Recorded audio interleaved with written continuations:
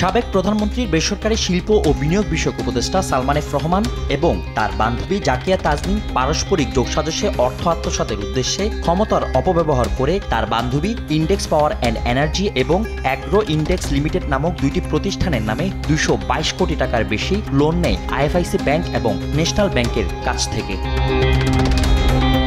দুদকের তথ্য বলছে সালমান এফ রহমান ও তার বান্ধবী জাকিয়া তাজনীনের স্বার্থ সংশ্লিষ্ট প্রতিষ্ঠান ও ব্যাংকের 19 কর্মকর্তার যোগসাজশে আত্মসাৎ করা হয় 33 কোটি টাকা এবং 190 কোটি টাকার মানি লন্ডারিংয়ের প্রমাণ পাওয়ায় তাদের বিরুদ্ধে দুদকের আইনে মামলা করেছে সংস্থাটি। ব্রিটিশ ভার্জিন আইল্যান্ডের নাম সর্বস্ব কাগজি প্রতিষ্ঠানের নিকট থেকে 98,82,000 US ডলারের বিনিময়ে index Power and energy unit 2 এর জন্য ড্রয়িং অ্যান্ড ডিজাইন নিয়ে আসার জন্য এলসি খোলা হয়। ড্রয়িং ডিজাইনের বদলে কাগজ নিয়ে এসে 76,39 কোটি টাকা বিদেশে পাচারপূর্বক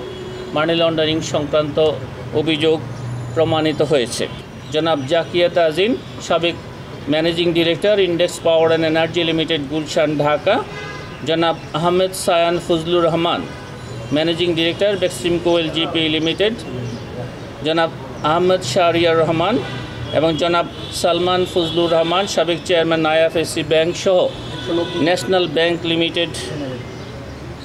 ব্যাংক লিমিটেডের বিভিন্ন পর্যায়ের মোট 11 জন কর্মকর্তার বিরুদ্ধে দণ্ডবিধির সংশ্লিষ্ট ধারায় আরও একটি মামলা রুজুর সিদ্ধান্ত গৃহীত হয়েছে।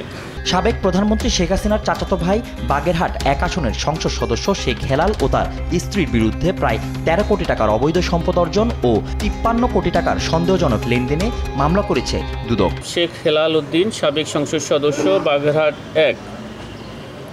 সংসদ সদস্য হিসাবে দায়িত্ব পালনকালে জ্ঞাত আয়ের উৎসের সাথে অসঙ্গতিপূর্ণ 6,45,00,000 টাকারও বেশি মূল্যের সম্পদ অর্জন এবং ভোগ দখলে রাখা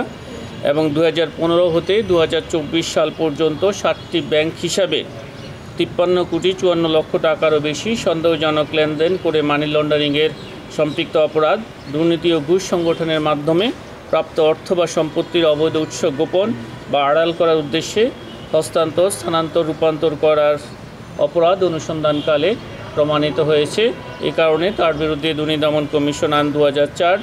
মানি লন্ডারিং প্রতিরোধ আইন 2012 এবং দুর্নীতি প্রতিরোধ আইন 1947 এই সংশ্লিষ্ট ধারায় একটি মামলা রুজুর সিদ্ধান্ত গৃহীত হয়েছে। এদিকে অবৈধ সম্পদ অর্জনের অভিযোগে মহিলা ও শিশু বিষয়ক মন্ত্রণালয়ের সাবেক প্রতিমন্ত্রী মেহের আফরোজ চুমকি ও তার স্বামী মাসুদুর রহমানের বিরুদ্ধে মামলা করেছে সংস্থাটি।